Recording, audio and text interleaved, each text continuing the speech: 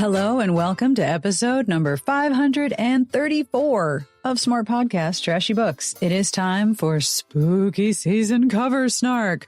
We have got crimes against Tom Hardy. We have questionable titles. We have so much visual silliness. There's background barking of support from Zeb. It's just mayhem. I want to thank David T. Cole from many podcasts that I listen to for helping me figure out how to add images. You should, fingers crossed, be able to see the covers on your screen when we talk about them. If this feature works, please let me know because I'm really excited to try this. I hope it works. I really hope it works. I also want to say hello and welcome, hi, to our newest Patreon members, Catherine, Nikki, Rachel, and Roxana. Thank you so much for joining the Patreon. And hello to everyone in the Smart Podcast Patreon Discord. Yay! We are hanging out. We're sharing recipes. We're sharing book recs. And we're sharing pictures of our pets because what else is the internet for? If you want to join us, come have a look at our podcast Patreon at patreon.com/smartbitches. Every pledge keeps the show going and makes sure that every episode has a transcript. Hello, Garlic Knitter. Monthly pledges start at $1 a month. Thank you again to the Patreon community for keeping me going each week. This episode is brought to you in part by Athletic Greens. If you're looking for an all-in-one supplement to start your day and you would like one that tastes good, take a look at Athletic Greens. I started taking Athletic Greens because it is easy. It contains everything that I need and want in a supplement. It's very fast and it tastes really good. First thing in the morning, 1 scoop, cold water, and I'm done. It is so easy and my stomach never gets upset either. Athletic Greens is lifestyle friendly. It's vegan, dairy-free, gluten-free, and contains less than a gram of sugar with no GMOs. It has over 7,000 five-star reviews and is a climate-neutral certified company. It's great for travel, too. The convenient travel packs are so easy to bring along, especially if I'm changing time zones and I don't know when I'll be hungry or what will be available. The older I get, the more changing time zones really affects me, and having a travel pack makes it so much easier. Right now, it's time to reclaim your health and arm your immune system with convenient daily nutrition. It's just 1 scoop in a cup of water every day. That's it. No need for a million different pills and supplements to look out for your health. To make it easy, Athletic Greens is going to give you a free 1-year supply of immune-supporting vitamin D and 5 free travel packs with your first purchase. All you have to do is visit athleticgreens.com/Sarah. Again, that is athleticgreens.com/Sarah to take ownership over your health and pick up the ultimate daily nutritional insurance. All right, are you ready for Cover Snark? Spooky Cover Snark? Let's do this. On with the podcast. I have a wait, and then I have I love the title, but then I have the actual cover I brought to Snark. So technically I have 2 runners up and a winner. Of course. Yeah, because I can't make I can't ignore all the covers wishing for my attention because some of them are like, what? I call this one Crimes Against Tom Hardy. Oh no. Oh dear God. Oh wow. I think that is Tom Hardy. Right? How come only half of... Okay, I have a couple of questions. All right. Yeah, it could be Halloween themed because there's a lot of orange on this cover. This is very pumpkin. There's a lot of pumpkin shades here. Okay, let me try to describe this.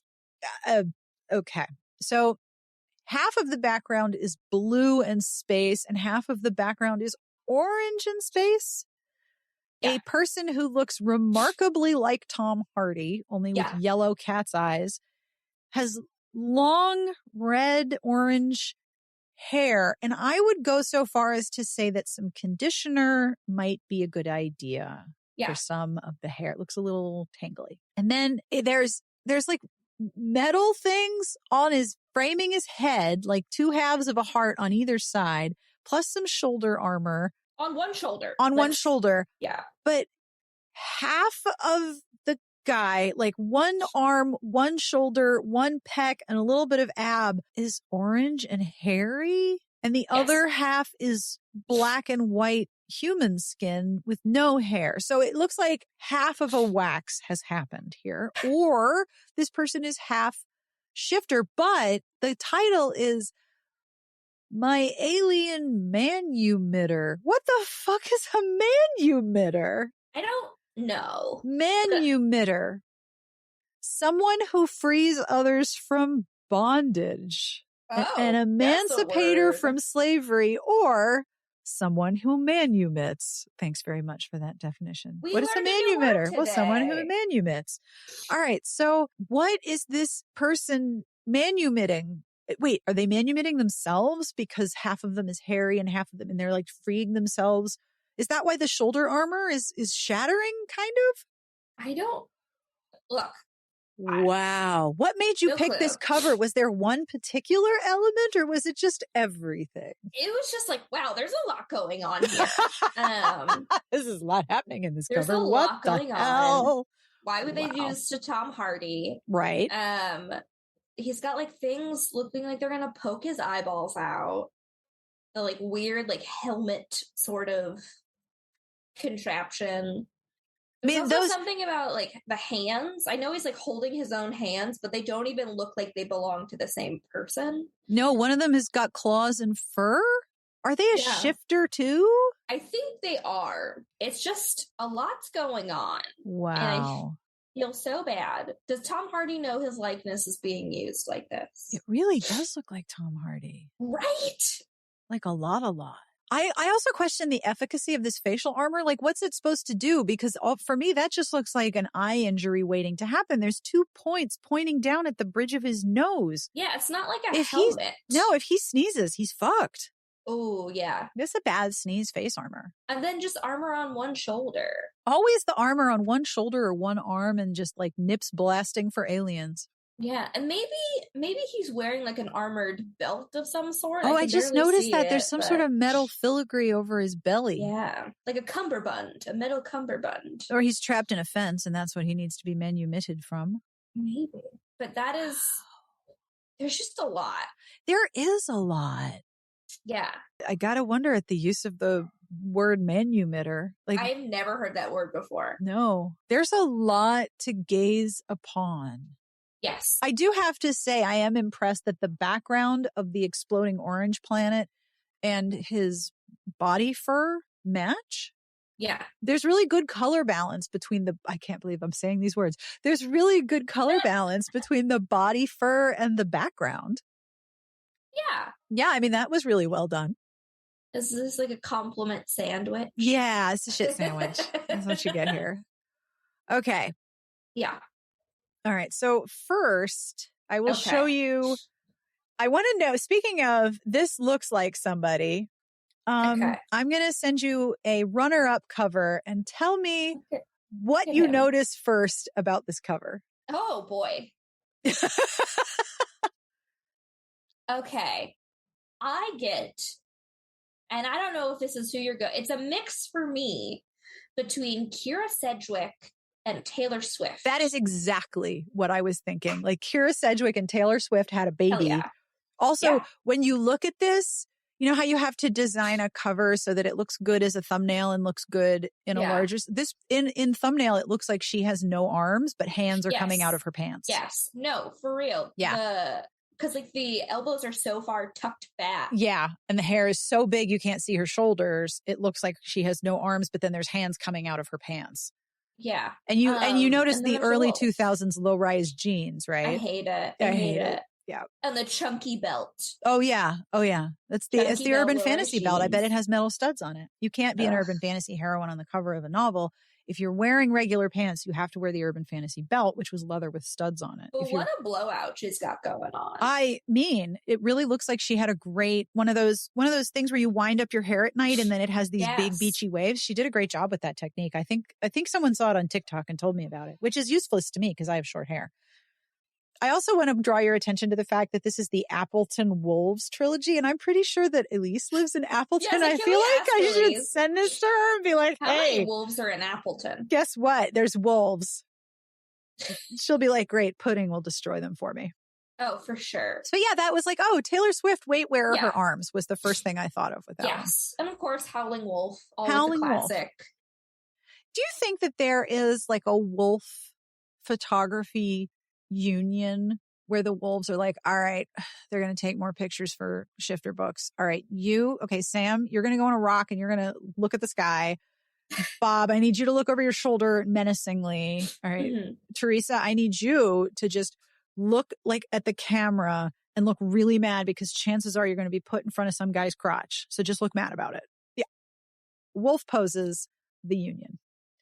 I just Okay. picture more of it like a stage moms thing, where like one lady owns a bunch of wolves. Like Dance Moms, the wolves? Yeah. Oh my God. Yep. All right. This other cover is another runner-up, and I don't know why this made me laugh, but there are it's just cracking me up. Describe this amazing cover, please. So it's a bit of a clip art cover. This is not only clip art, this is like a MS Paint cover. Yeah. So you have a blonde, curly-haired fortune teller with her hands posed over an orange crystal ball that has like jack-o'-lanterns and bats and trees, and then behind her is I'm assuming I don't know what that is, of a werewolf man. I mean, just cursing the moon. He's real mad. real mad. And the title is My Hairy Halloween. Okay. Which is unfortunate. The thing that cracked me up is that I saw this cover by accident right before I left to go get waxed. And I was like, oh, I'm not having a hairy Halloween. There's also a sequel. There's also a sequel called You've Got Tail. Okay. Yep. So everyone, can we just have a meeting of you don't have to do a pun. Puns are not necessary, guys. No, is someone making you do pun titles? Yes. All right. So I have the complete reading order of this series. Would you like to know? Sure. You've Got Tail. Okay. My Furry Valentine. Oh, God. Thank You for Not Shifting. What? Thank You for Not Shifting. My Hairy Halloween. In the Midnight Howl. My Peculiar Road Trip. Furred Lines. My Wolfie Wedding, and Who Let the Wolves Out. It is the year of our Lord 2022. Please, I'm begging you, no more Who Let the Dogs Out references. I thought we've left that behind us. No. We will never know who let those dogs out. It is an unsolved mystery. Let's just pack it in, folks. There's also the Hex Drive series. Hex me, baby, one more time. Oops, I hexed it again, and I want your hex. I thought that the pun titles were mostly in the food/bookstore/cat/tea shop mystery. Everywhere. Yeah, like Much Ado About Muffin. Stop it! Grilling the Subject, a cookbook Nook mystery. The pun titles in the mystery world are absolutely astonishing, and they are coming into romance more and more. And I'm honestly not sure how to feel about this, because on one hand, I love a terrible pun. On the other hand, it's like, I mean, to be fair, they've been part of historical romance for a really long time, because I remember being at an RT Awards. So this is some years ago. Mm-hmm. At a Romantic Times award ceremony. Like somebody was publishing books, and the titles were all puns of children's titles. Like if you give a moose a muffin. Yeah. If you give a duke give a duke a muffin. I don't know. Do dukes like muffins? Give everybody muffins. Muffins are fine. Yeah. So that was my second runner up, but this is the cover that I have brought you. Oh, God. And I'm very excited about it. And I need to pull up the description, because it is amazing. Please describe this. All right, we've lost Amanda. I audibly gasped for didn't know if you caught that. All right, so tell me what you see, and then I'm going to read you the cover copy, because the cover copy fits alarmingly well to this. So the top half of the cover are two ladies. Yes. And one of them has a short blonde, pixie cut. Super cute. Looks very happy to be there, wearing a black tank top. I'm not sure is appropriate for fall, but, whatever. I mean, maybe it's one of those places where fall is hot, but, Or, maybe she has a jacket she can layer. She could be going through perimenopause, having some hot flashes, a maybe. little personal And then summer. next to her is a brunette who looks fucking pissed. This is Side-Eye, the cover, right? So much side-eyeing the blonde woman, looking so mad that she's there. Yep. The brunette has very heavy, dark eyeliner. Oh, yeah. Is wearing a leather jacket. Oh, yeah. And then the bottom half is just like two smiling pumpkins and a bunch of lights. Yep. And the title is A Hellhound for Halloween. Yep. I'm guessing the brunette is the Hellhound. How could you guess? Pissed. All right. She looks so mad. I'm going to tell you the cover copy. Okay. And I'm going to tell you that this is book 2 in the Park Ranger Shifters series. Of course it is. Of course. Yeah. And I am going to try to make it through the first sentence without laughing. Boy. Are you Good ready? Luck. I'm ready. Okay, wait, I'm already losing it. Okay. Did not make it very far. Sorry. I did not make it very far. I'm failing already. Okay. Chipmunk shifter Charlotte. I'm sorry. All right. You made That's a face. Definitely the blonde. That's definitely the blonde. You made a face and I lost it. I'm going to try one more time here. Nope. Maybe third time's the charm. Chipmunk shifter Charlotte can't believe it when she finally meets her true mate. Chipmunk shifter. Okay, question. Let's stop. Question. Just one question? Just one question. When she shifts, I'm crying.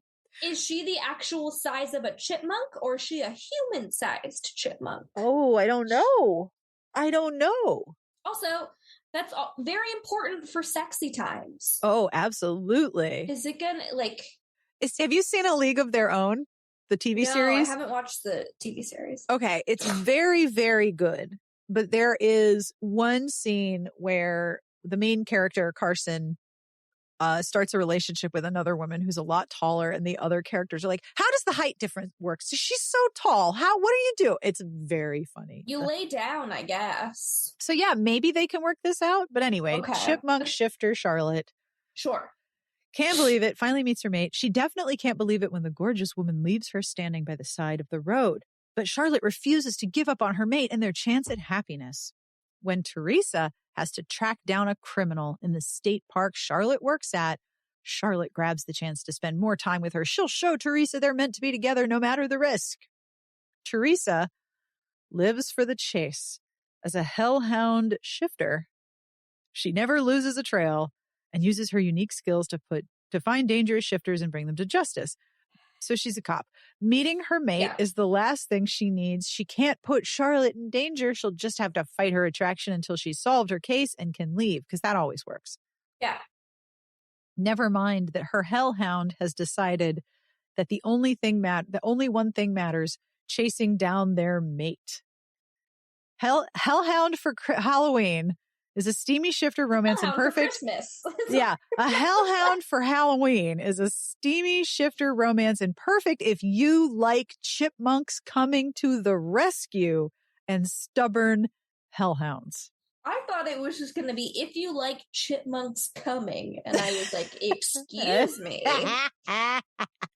I regularly think when I am thinking, wow, I could really go for a shifter romance. I want lesbian chipmunk hellhound coming to the rescue romance. What do you think is the weirdest shifter pairing we could think of? What is the weirdest shifter pairing we could think of? Okay, I will say going just on this cover, chipmunk shifter and hellhound shifter is a pairing. That's definitely. I would like to point out, though, the minute you hear chipmunk shifter Charlotte, you know exactly which one it is. Oh, for sure. For sure. This is outstanding photography selection right here. Yeah. Like, could you go to the stock photography site and just start typing in woman who looks like a chipmunk? Yeah. I mean, it totally works. This cover is amazing. I would have appreciated more if it were switched. Wait, so if the short-haired woman is the hellhound, and the side-eye angry chick is the grumpy chipmunk. I mean, chipmunks should be grumpy. There's some chipmunks who live under my porch, and they are teasing Buzz and I don't think they understand how much of a long game Buzz will play. He's like, Oh, I'm for going to sure. get a chipmunk, and then he's going to give it to me, and I'm going to have to pretend to be excited It's about like, it. look what I brought you. I brought you a dead thing, the lady. I love you so much. Oh, thank you so much for putting it on my foot. Oh my God, I'm screaming inside. It was really hard to put on glasses and headphones at the same time. All right. Because I was crying. I had salt on my glasses because I was crying so hard about Oh chipmunk shifters. no. All right. Weirdest shifter. I feel like the Pairing. weirdest pairing, you'd like lean into the size difference. So it's like blue whale, water bear. Water bear? Oh. What the fuck is a water bear? Google water bear. Do I want to do this? Yeah, it's not gross. Water bear. Or tardigrades, right? Oh, it's a tardigrade. A water bear or a moss piglet are a phylum of 8-legged segmented microanimals. So it looks like a potato bug with a little anus for a face. Yeah. So water bear. Or like blue whale head louse. Wow. Just like super big, teeny tiny. Super small. Wow. That is a really tough pairing because it's one thing to have like, so for example, I remember reading a Vivian Arend book where the hero is a wolf shifter and is like, I found my mate. I found her. She is the one. And the person that he's fallen for is a cat shifter. And she basically looks at him and says, yeah, we don't do that. So no, I'm not your mate because I don't know who you are. I don't care what your wolfy parts say. We're cats. We don't do that. So how about we get to know each other in an ordinary way? He's like, no, wolf, mate, mine. And she's like, yeah, no. So I loved that. What if it's a head louse and they realize that they found their mate once they've gotten onto their head? But do they shift into a full-size human? Oh, that'd be funny. Right? Because theoretically, the equilibrium of these two characters is their human form. I mean, assuming that by shifting, we have humans and animals. So shifting between human and some other states. So the size differential, if they shift into a human, then that means that there is some sort of size equilibrium between the two of them before they return to their other forms. And they just like whisper in the person's ear, hey, I'm a head lice shifter. We're mates. And then he like what jumps off someone's ear and shifts into a whole naked person. Yeah. Right. See, I'm here. I'm trying so badly not to scratch my head right now because just the mention of it just makes me itchy. But I agree the size differential creates a lot of tension. What about an earthworm? An earthworm shifter? Yeah. Huh. Who would you pair an earthworm? Like a robin shifter? Don't make me dinner? What an opposites attract. Yeah, right? He should be my dinner. I just want nasty bug shifters. Why don't we get those? All right. Now I'm going to look at Amazon bug shifters. You're probably going to get something real gross. Is that like rule 36 of the internet? Like rule 34 for me. Rule 34 is I guarantee you're going to get like a cover of like a hot bikini clad lady next to like a praying mantis bug. Oh, that would be awesome. Dancing with my elf. The elf, the bug. KL, the were zoo. I don't want the wares to be in a zoo, although that apparently has an animal. Ooh, hang on. I'm going to share this cover with you because this is This is not bugs. Check out the photo composition on this one. Okay, I'm waiting. Oh, God. They've reflected the abs of the hero and the trunk of the elephant. I don't like it. They kind of like blur together. Yeah, like whoop. All right. So where bugs does not. I typed in bug shifter. I did too, and all I'm finding are motorcycle club shifters. Are they secretly bugs? I mean, maybe. Bug alien romance novel. Bug alien romance. Oh my God. Well, you can, if you search bug shifters, you can then drill down to secret baby, workplace, alpha male, biker, criminals, and outlaws. The scorpion's mate. But the thing that they have on the cover is not a scorpion. Well, that seems like false advertising. This thing has wings. Scorpions don't have wings, right? I don't think so. Oh, that's terrifying. There's also Taken by the Scorpion, the Kraken's mate, the clone's mate. Yeah, I see one with like a spider guy. Wow. Scorpions, uniqueness of I feel like nature. This is an untapped market, so feel free to get in on it. Scorpion mate. Okay, I am pretty sure we've snarked this. I'm putting it in the Slack because I need to know if we've snarked this. Have we snarked this? I'm pretty sure I remember that tale. Yep, we have. Yep. So Red Planet Dragons of Tagus. I feel bad for the audiobook narrator. Yeah, so that person has a scorpion tail. Wait a minute. I don't understand the back and the muscles, but the shape of the body and the hair are all very... Well, we talked about the hair. I remember that. Right. Can you imagine, though, if you were a scorpion shifter and your scorpion tail was just hanging out there, would you be able to, like, brush your own hair without, like, stinging yourself? Because your tail's just back there. I would hope so. I would hope you'd have enough control to be able to do that. I don't know if the most incongruous shifter combination is based on size differential or habitat differential. Because, like, you can't, you would have some trouble with if you were a water animal shifter and then a land animal shifter. Like, you'd both have to be human and breathing. Unless it's like that movie Splash where when Tom Hanks dives under the water with Daryl Hannah, he can breathe underwater as long as he's with her. Yeah. So maybe that would work. You know, you have like the Splash rule of breathing underwater. I just want everyone to know, by the way, that I am not high. I am absolutely considering this with an entirely sober brain. This is just how it works. Also, can you believe, just pause for a minute. Can you believe that this is your job? Like, it's literally my job to get cover snark in my inbox, and I love it every day. It is so great.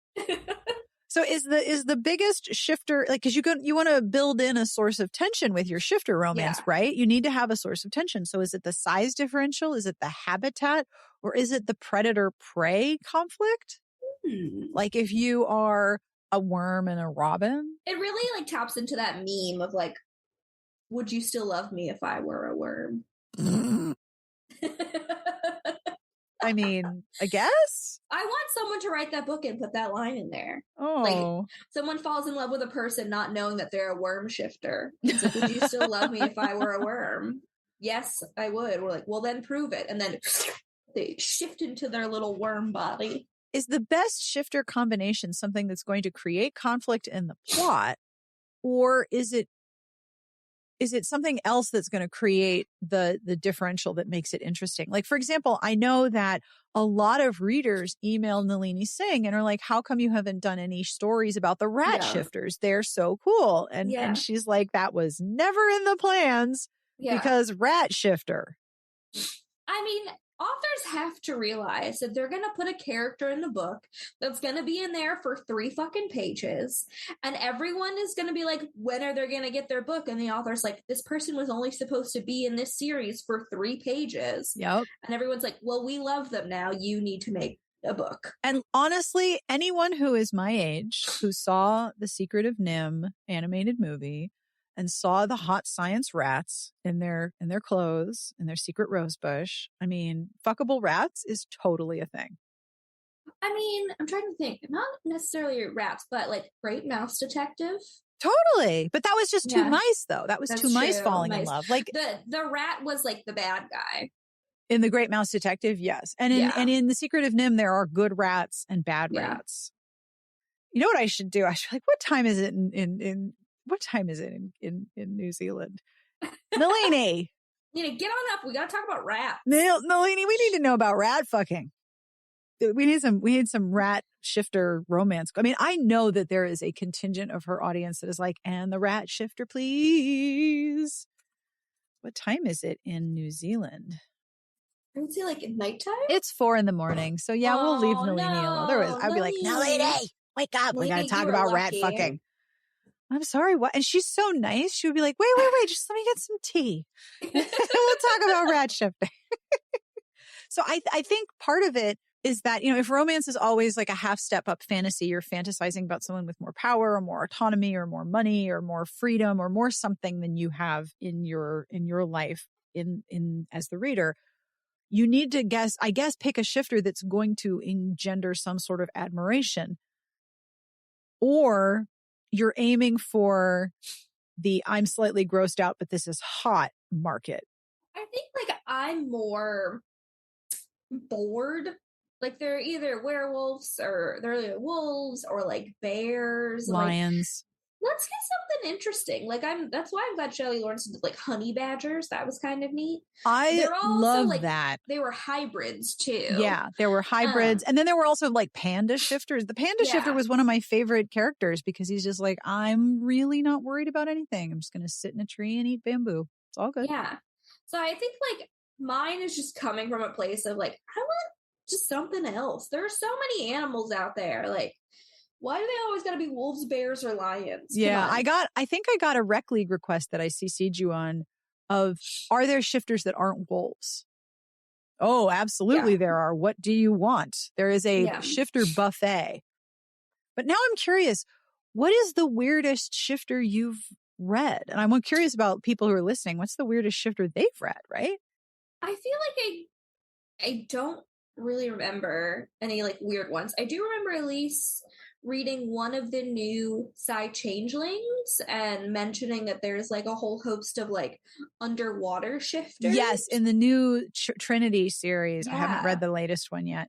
Because I did that big old epic reread, started at the beginning and just went right through. There's water animals in the new Trinity, which makes sense. I mean, more than half the world is water. There's animals in there. It makes sense. Like the Shelley Lawrence one was probably the most, like the strangest one in recent memory, or like, deviates from the norm. Right. And the thing with Shelley Lawrence's books is that they are already so over the top and just you bombastic. Have a honey badger Siberian tiger hybrid and be good. And I'd be like, okay, yeah, absolutely. And sometimes when I'm reading a Lawrence book, I'm like, all right, what animal are you going to be? Because I know it's going to be something wild. Yeah. What are you going to be? Tell me about it.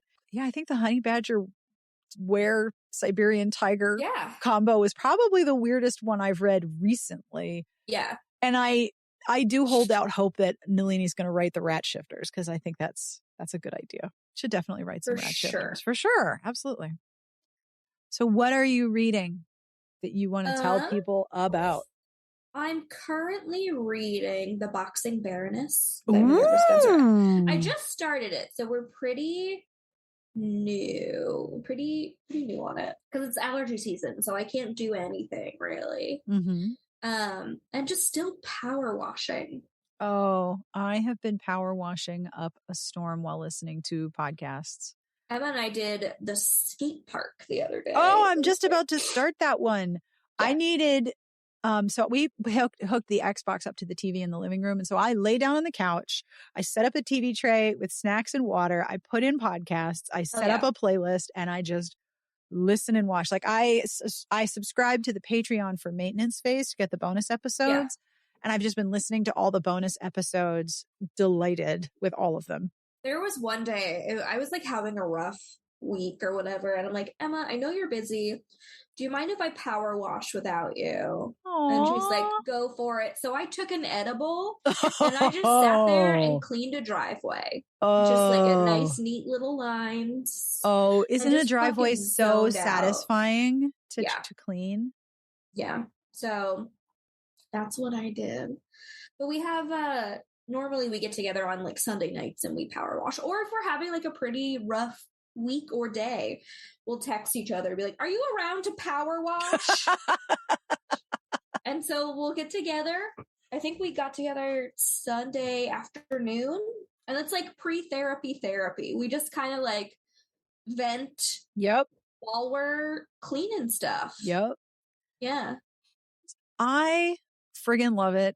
I love how relaxing it is. And I don't mind being interrupted. It's not like I'm playing Dragon Age where I'm like, no, you can't talk to me. I'm in a cutscene and I got to kill a giant, or this dragon is about to destroy me. I will die if I leave my character here. Right. So I have to figure out, like after I power wash and after I finish my quilt that I'm making, what is my next project? And I'm Currently, so I just finished rereading Hither Page. I wanted to read cozy, low-key romance. So I reread that, and now I have to figure out what to read next.